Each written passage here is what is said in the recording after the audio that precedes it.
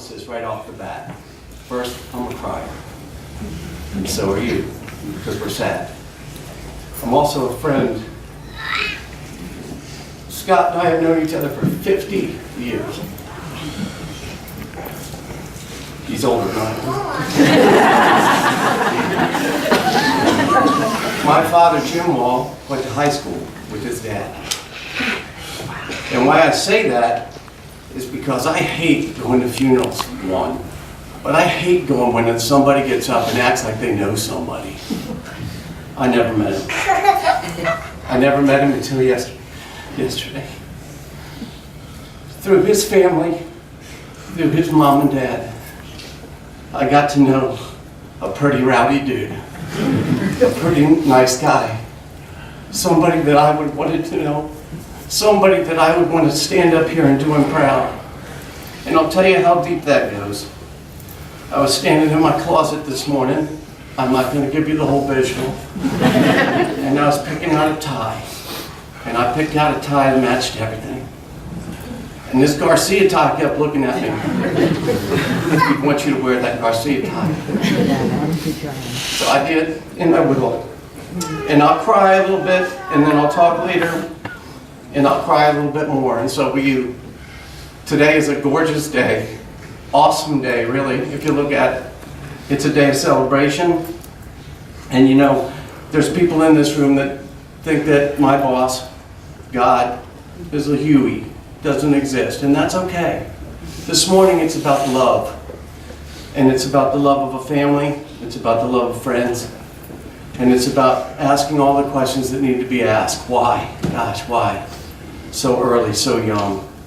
But I will quote a scripture or two, and one is in the book of John, where it says, I gave you my son, and my son, I came to give you life and to live life to the full. Is there anybody here that thinks that man did not live his 30 years to the full?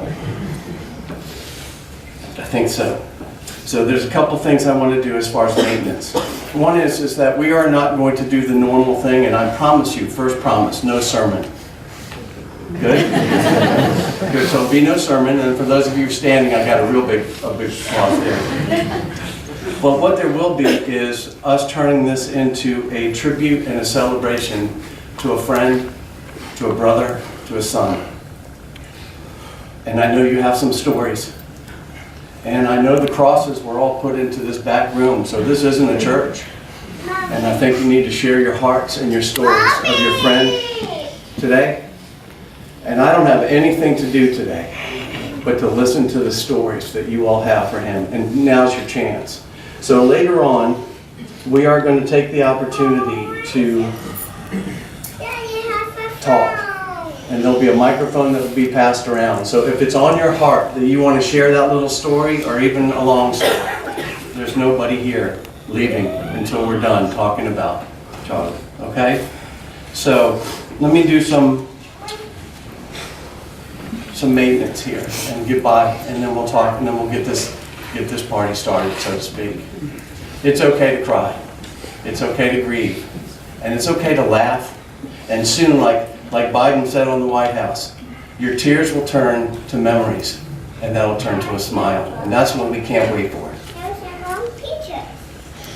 Charles Benjamin Harlan. Charlie. Passed away peacefully October 19, 2015, surrounded by a loving family and friends in Arlington, Virginia. Charlie was born on February 5th, 1985 at Sibley Hospital in Washington, D.C. Charlie was a lifelong resident of Arlington and 2003 graduate of Yorktown High School and a 2007 graduate of l'Académie de Cuisine Culinary School. He apprenticed at Flesher's Craft Butchery in Kingston, New York. Charlie was a sous chef and a highly skilled artisan butcher at the Green Pig Bistro in Clarendon. Charlie was not a big fan of school, say kindred spirit, but was a huge fan of gaining knowledge and could always be counted on to correct us, yes, and find the answer to anything that came up. We all learned so much from him. He was a ferocious reader on all subjects and had a great interest in world geography. Charlie amassed a collection of rare culinary knives that will be displayed in his honor at the Green Pig Bistro. Charlie was also a collector of loving friends and was loved by everyone he touched. Charlie is survived by his parents, Scott and Taffy Harmon of Arlington, Brother Scott of Arlington, Brother Brian of Leadville, Colorado, grandparents Jack and Norma Jean Harmon of Arlington, and many, many aunts, uncles, cousins, and loving friends. I'm going to ask that we go to prayer and just take a minute. You can bow your heads, you can leave your eyes open. And Lord, we just ask that you take a hold of this service, this celebration of a friend of ours. This hurts. It hurts to the core of our being. Lord, it's too early. It's too early. But Lord, we just thank you today for his life and what he's done in our hearts. And we ask that you help us find a way to be able to continue his legacy. And Father, we just ask that you just take him in your arms, that you love him, and that you get us through this, and you put us together with family and friends, that we can hold each other up like you hold us up. And we ask this in your holy and precious name. Amen. We're going to have a poem that was written by Charlie's brother Brian for Taffy's mom. And it actually was a rewriting, wasn't it, Brian, who edited it, because she was a deaf person. And so they rewrote it, so it's hot off the presses. And Stephanie, his nieces Stephanie Bogley and Brittany Pennington will now come forward to read.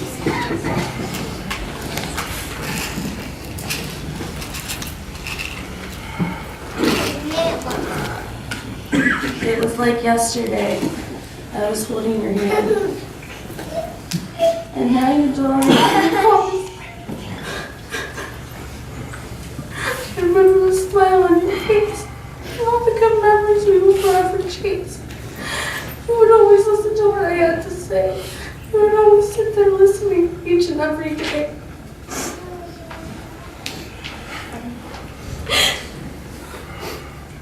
You helped a lot of people to make their lives better. I can never explain my feelings for you in this letter. I know that you can still hear what I have to say. And for us down here, we think about you each and every day.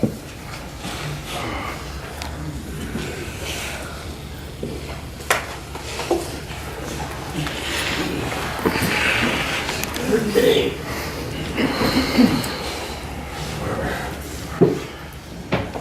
Good morning. I want to thank you all for coming today. My name is Will Walsh, and I'm honored to speak on our friend Charlie Harmon. I was truly honored and touched when Scott and Taffy asked me to say a few words about Charlie.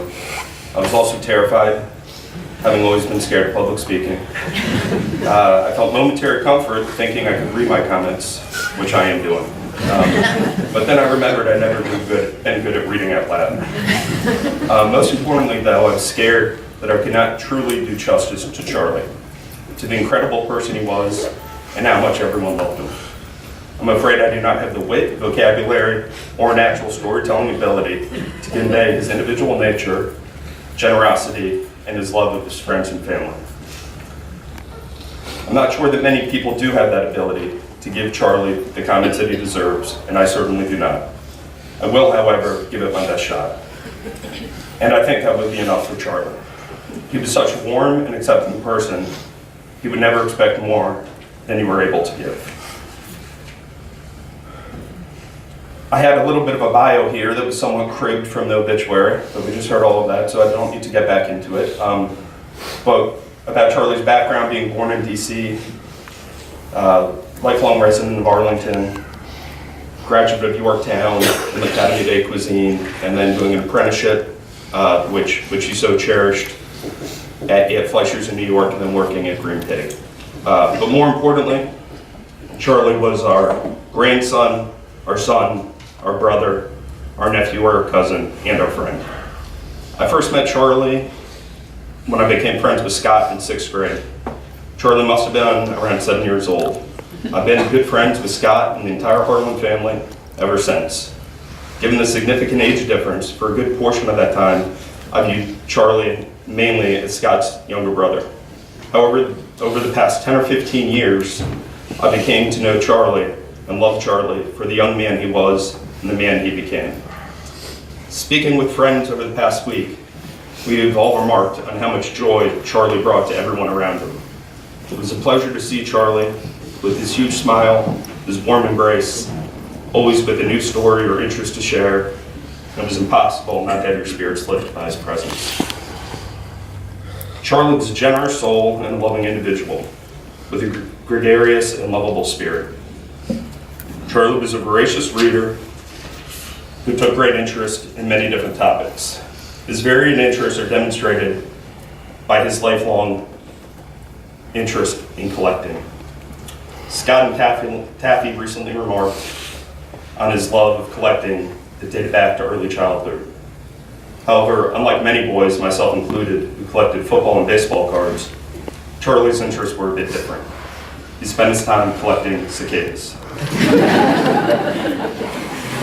As he grew, Charlie's interest became more varied and, dare I say, cultured. Charlie loved music of all types, but not all music, because he really hated some. Charlie also took great interest in more earthly pleasures of life, such most importantly food. Charlie's particular interest and passion in collecting rare Japanese knives is truly amazing. Now you can see a small sample of his many knives on display at Green Pig. It is a truly beautiful collection, and the Harlans have recently been told by members of the online Japanese knife collecting community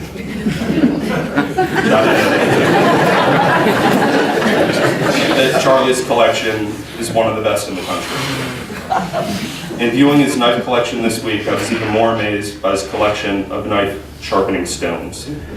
He must have well over 50 stones, each the size of a brick, in various pastel colors. These stones apparently come from different caves and quarries in Japan. I was, however, also confused.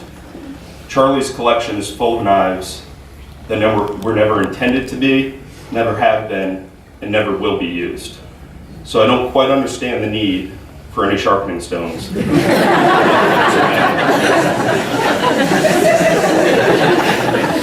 was prepared, though, in the event the knives ever needed sharpening for any reason. And as noted, he was a collector. Charlie was also highly intelligent and knowledgeable. As someone who often likes to think similarly of himself, I was always amazed by the breadth of his knowledge. When I think I know the answer to something, I'm often very confident in being right. Most of the times when others, such as his brother Scott, are steadfast in opposition, it does very little to waver my beliefs. With Charlie, however, I would always have to reconsider my views, because more often than not, he was correct. Charlie was a truly unique person, caring, loving, generous, gregarious, curious, passionate, and smart. Perhaps his strongest quality was his loyalty. He would do anything for those he cared for.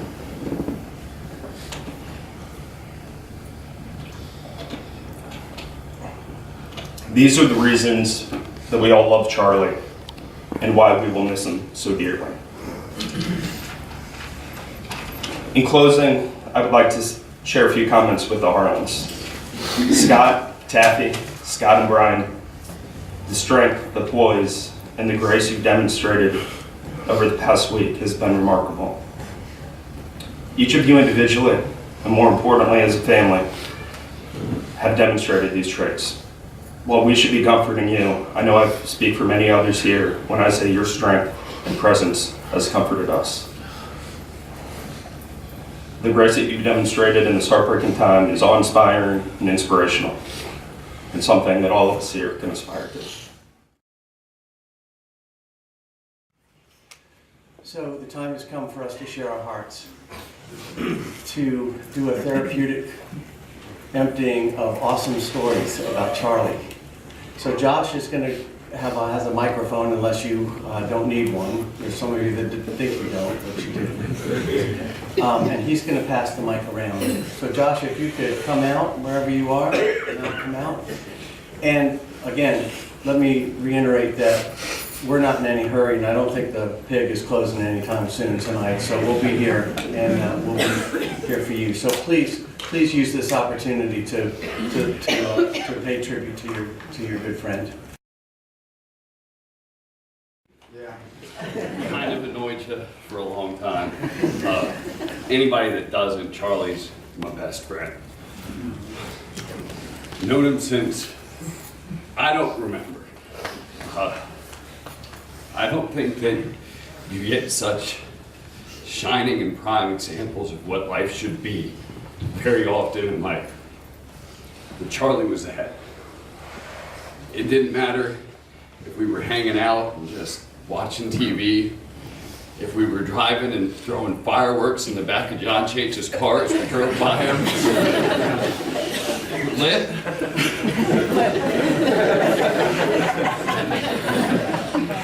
It was just, he's just one of those people that always made your life better. I've thought so many times over the past few days, I'm just gonna miss my buddy.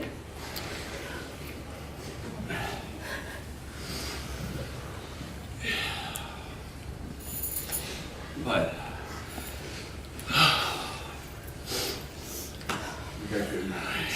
I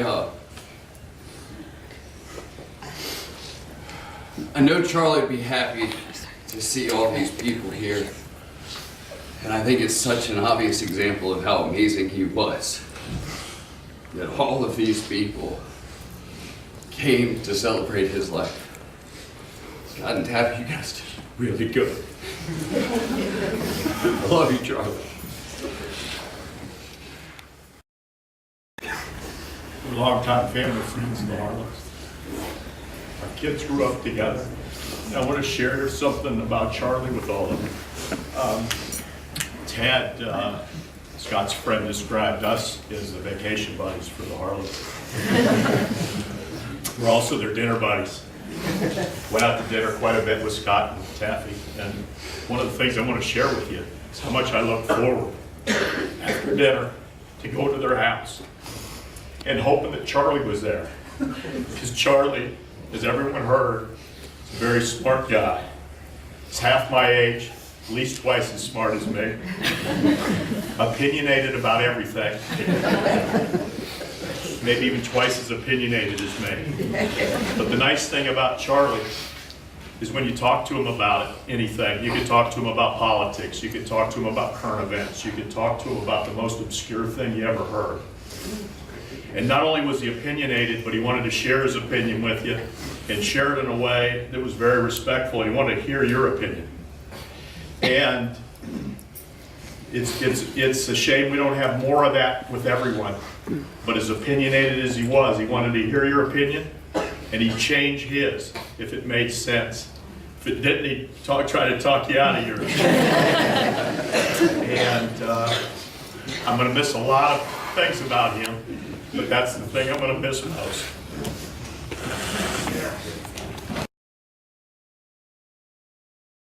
But he and I were very similar in a lot of ways. Like everybody has talked about, Charlie was really easy to talk to, really about anything. And when I was a kid, I didn't really have that many connections on this side of the family. And Charlie, Brian, and Scotty were really the people that I came to the most. That I learned a lot from. Basically, on everything. Charlie was really strong Democrat.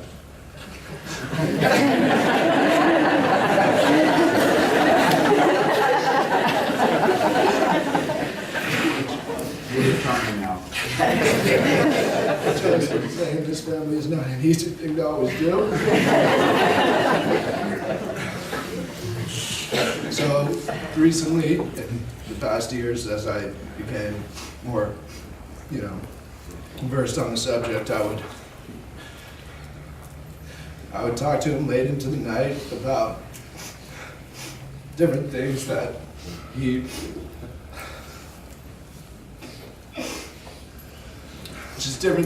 thought were, little nuggets of information that might help me out in my life, and it did, to be honest, a lot. Charlie knew a lot about a lot of things and a little about almost everything. So I know it's hard for people probably to come up here. It's hard for me too, but especially with us packed in like this. But I know you'd appreciate us being open and speaking from the heart about him. That's something that he really, really cherished and was good at. So yeah.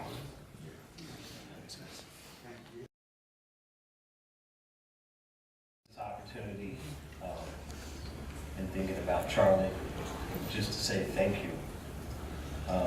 Sometimes you travel all over the place and you come home and you wonder where all your friends are.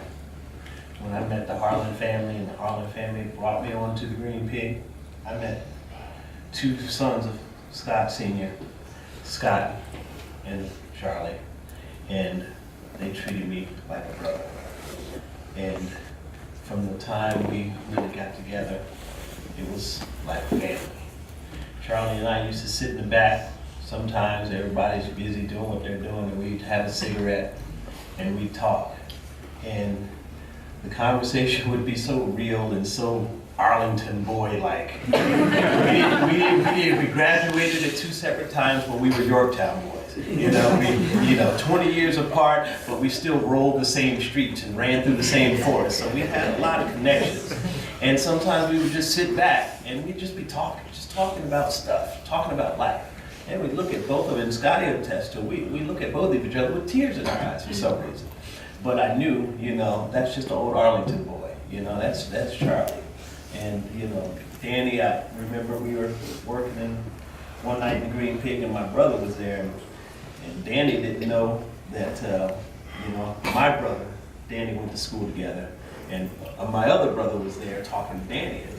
I guess they were talking and Danny found out that Kevin was my brother. And Danny came to the side of the bar and he looked at me and he was like, man, Kevin, I did not know that was your brother. He was like, Kevin and I were just like that. And that only reiterated how close we were, not even knowing each other, how close we really were as a family.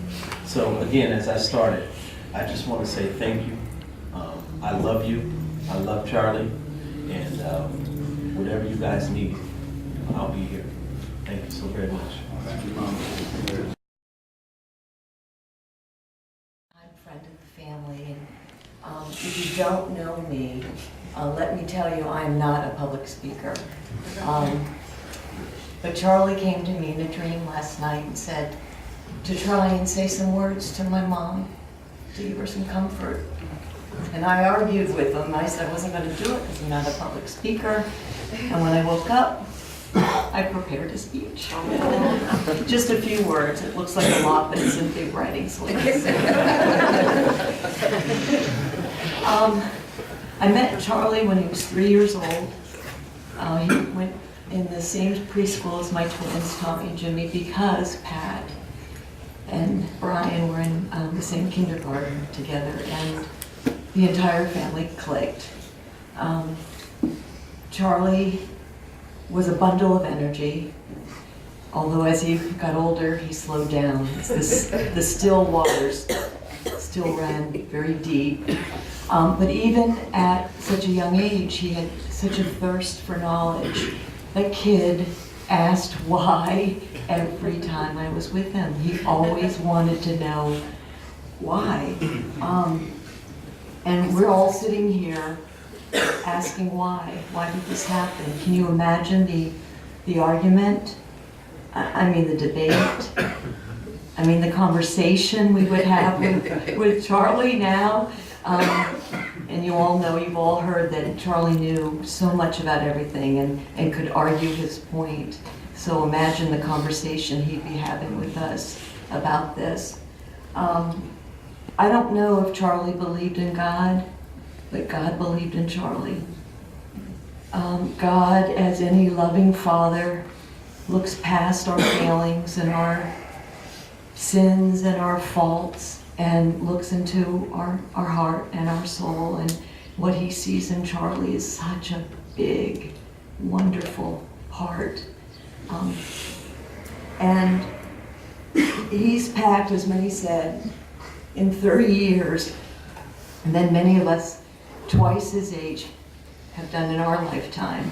I mean, when you think about what he is, he's an artisan butcher. What is that? That's a crafts person. I mean, that's someone who doesn't waste, who can carve and cut.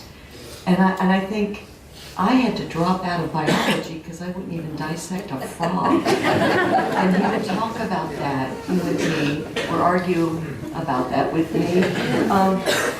But he was amazing. I mean, he was just an amazing young man.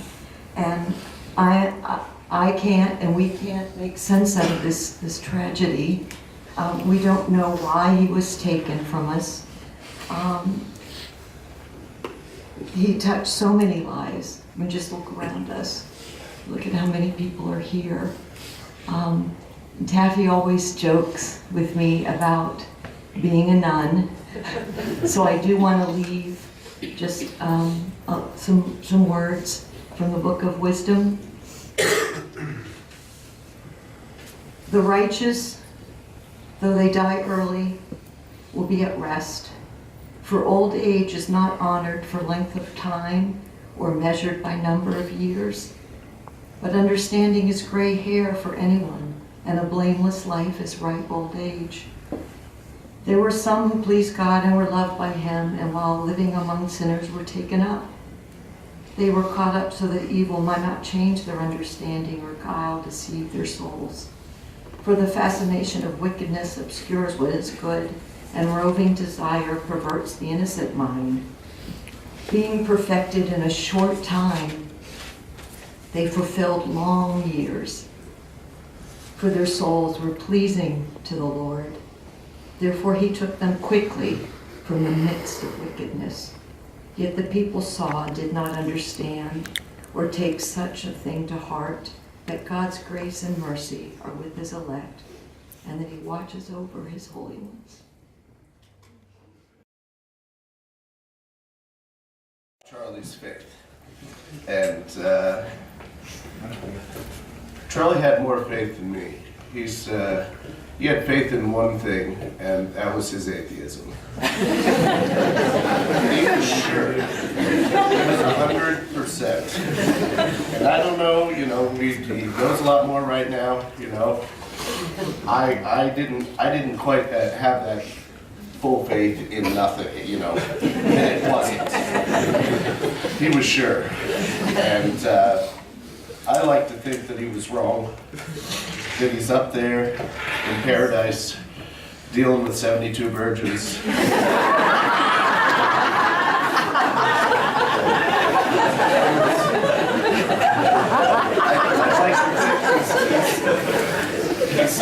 He's still right over most of the people in his life, and right about they're wrong,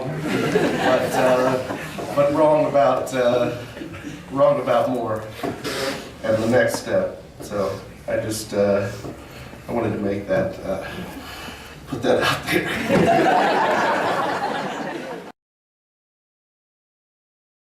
Firecrackers. Work has kept me away for a long time recently, but Charlie was always a friend that I could be out of touch for years, and we've just picked back up.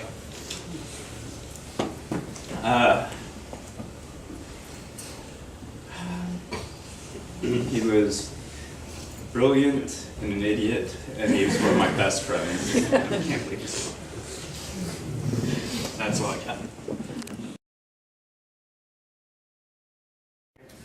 I want to. I'm not doing it. Okay, I've known Scott since middle school, and he is just a great, great guy, as everybody knows. I'm saying this on behalf of my family, Janet Gavin, and my brother Chris and Jeff couldn't make it. So they wanted me to say something if I could. John Harlan too, and Kathy, they're just a beautiful family. And I went to the Green Pig, and both Charlie and who's the other one that worked there? Scott. I'm sorry. I was greeted by them in the back, and they just gave me a big hug and treated me like their sister, and it was just so heartwarming. And I'm so sorry for your loss. It's just too short, you know. But he sounds like he lived a good, great life, and look at all the people that are here. So God bless you, Kathy and Scott.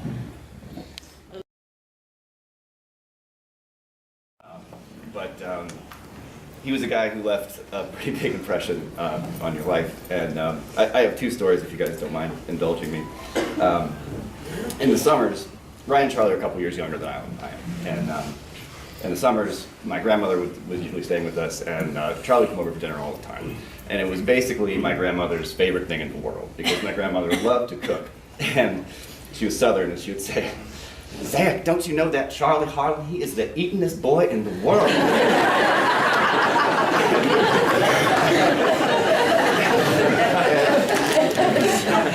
But it was a big deal for my grandmother when he would come over, but it was always kind of a chaotic event, because Ryan and Charlie would just get into their own little sort of tornado of goofballdom, and wherever, if you want to have a conversation about what you've done at work that day or what had happened at school, you were just at Charlie and Ryan's mercy. They were running the show, and it was always silly. I remember one night, my grandmother wouldn't ask Charlie if he wanted a biscuit. She would ask him how many he wanted, and Charlie just said, "Deuce." And I was like, "What the heck is that?" And Ryan goes, "Deuce, baby." And for the rest of the night, anytime any number comes up, it's just deuce. And it didn't mean anything. It didn't mean absolutely anything. But Ryan and Charlie couldn't get enough of it. And I thought that was one of the special things about Charlie's personality, is that he could just take nothing and turn it into something fun and precious in its own way. When I went off to college, Ryan and Charlie were still in high school. I remember coming back, just hanging out with them one night in my parents' basement, and I thought I was a big, smart college kid, and these were these high school twerps who were out shouting deuce at each other. And I was talking about how smart I was learning about political theory and stuff, and Charlie starts talking about Richard Nixon's economic program. And he's going on, and he's like, Richard Nixon's a lot more liberal than Bill Clinton on economic policy. And I'm like, what the fuck are you talking about? And whatever, I went back to college, I looked it up when I got back to school, and son of a gun, Charlie was absolutely right. And I didn't see him again for 6 or 8 months, because I was off at school. And I saw him again at some party, several months later, and I said, "Charlie, remember that we were talking about Richard Nixon? You were right." And he said, "Well, I know." I thought he was a great guy, and I'm really going to miss him. Probably not as much as some people in this room, but he was a special guy. And thanks, Scott and Taffy, for sharing him with us. Thank you, Zach. Most of it was going over my head when he and family and my husband were all talking with him. But I want to talk about his heart. Charlie was, as Paula said, an artesian butcher. But I don't eat meat. And Charlie's heart was so big. He didn't talk about the butchery stuff to me. He just knew. He knew I didn't want to hear about it. But what he did do is, all summer long, I'm the other half of the one who was the vacation buddy and the dinner buddy. So we went out to dinner a lot with the Harlans, but we also eat at their house an awful lot. And in the summertime, no matter what's cooking, there's also always crabs on the back, which I eat. That was great. But in the winter, sometimes you walk in and it's pork schnitzel or a big pork shoulder or whatever. And Charlie had always, pretty quickly after I got there, would pull me aside and just say, check out the back burner. I made something that I could eat. And he always looked out for me. He just had a big heart. He knew how I felt about that, and he always, they'd be cooking for 20, 30 people sometimes, but he would think of me, and I always appreciated it and loved that about him, and he always made me feel really special, and I just loved his big heart. Charlie was one of the first people that made me feel really welcome there, and brought me in, made me feel like it was my home right off the bat. I didn't know anybody. But he'd check on me when he'd come into the kitchen, and he's doing butchering things over here, and I'm doing pastries on the side, and he'd go, are you hungry? Do you want a burger? I can get you a burger. Do you want a burger? And we're not even supposed to have burgers as the kitchen staff, because like one person gets a burger, everybody wants a burger. Charlie would pull strings and make me feel comfortable and loved and so welcome, and it's always been like that with that whole family in that restaurant, and we're really going to miss him a lot there. Ryan and Zach, and I do remember when Ryan met Charlie. They were 5, and it was kindergarten, and that was the first time that Charlie came in to my life and to my husband Doug's life. And Charlie changed our whole family. He touched us all. But of course, some of my fondest memories about Charlie have to do with my mother. My mother came to live with us. And as all of you who are Yorktown people know, you get a similar privilege of being able to leave campus and have lunch off campus. And Charlie and Ryan took that privilege their junior year. And I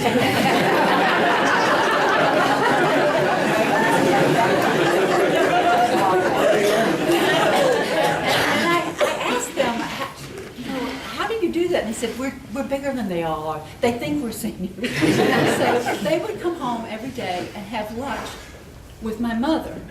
And of course, they both called her Grandmommy. And occasionally they would not come home, and when I come home from work, she would say, Bonnie, Ryan and Charlie didn't come home for lunch. Do you think they're okay?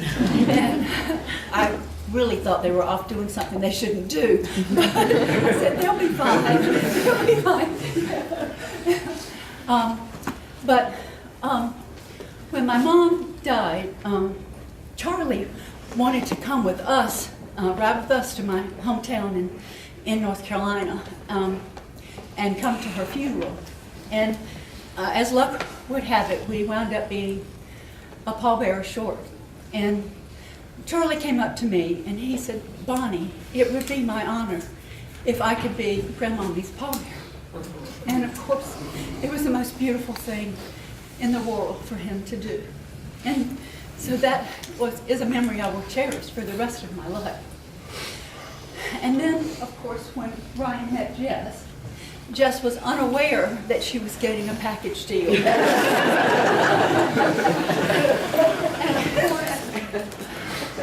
Charlie came to love her and she loved him, and they did all kinds of wonderful things together. But when Ryan and Jess got married, Taffy and I went down and set up their hotel suite to look kind of pretty like you do for weddings and such.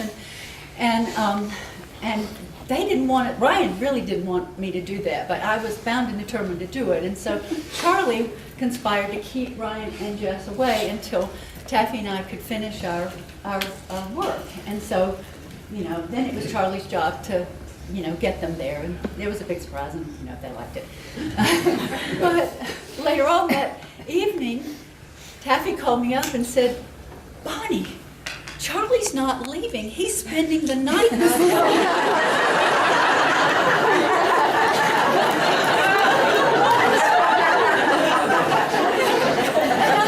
I was a little surprised, but it was a 2-bedroom suite. I said, oh, wow, how about that? And she said, well, doesn't that bother you? is what they want. So Taffy said, well, okay then, if it doesn't bother you. So that was Charlie. He brought out the best in all of us, and he made us happy, and he supported us in our days of need, and he will be with us forever. And Scott and Taffy, you did such a beautiful job to raise such a wonderful person, and thank you so much for letting him be such a big part of our lives.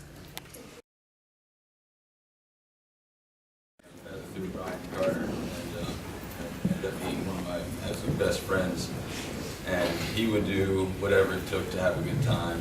And I'll never forget, one day we were at the country house, one of the Harlan's houses out kind of towards the foothills of the Blue Ridge. It backs up to the stream, and we wanted to take a canoe out. And we were there with my friend Neil, and we couldn't find the paddles, but we found shovels. So we tried going up and down the stream a little bit with that, and it's exhausting. We give up with that, and Charlie's idea is, well, I'm just going to tie the canoe to the back of a ride-along mower. So he hitches it up to the mower, and Neil and I get in the back of the kayak, and we had fireworks we were shooting off. Charlie's smiling, driving this all over the big lawn, and we look over and we can see his neighbors there grooming her horse, just watching us with these eyes. It just really exemplified Charlie's love of having a good time. And he always did that. Thanks for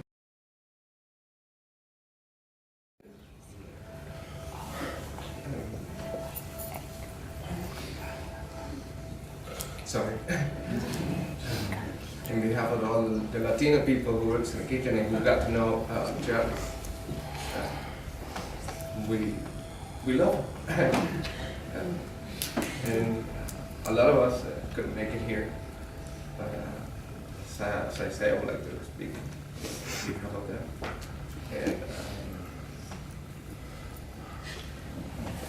And one thing I learned from them working at, I started working in the Game Peak in April, so imagine how much I got to love Charlie in this short period of time.